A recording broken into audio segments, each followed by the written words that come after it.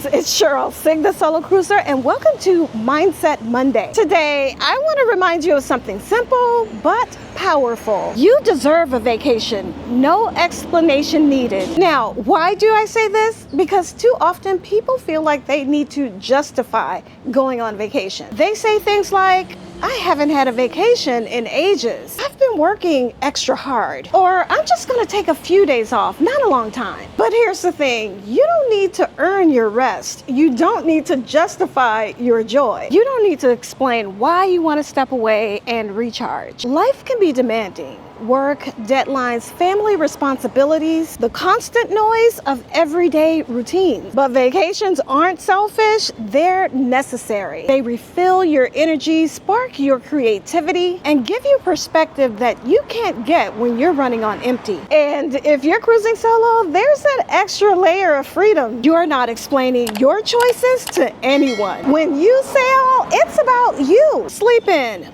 book the spa, or watch the sunset with a glass of wine. That's not indulgent, that's self-care. So if anyone ever asks you, why are you taking vacation? The only answer you really need is, because I deserve it.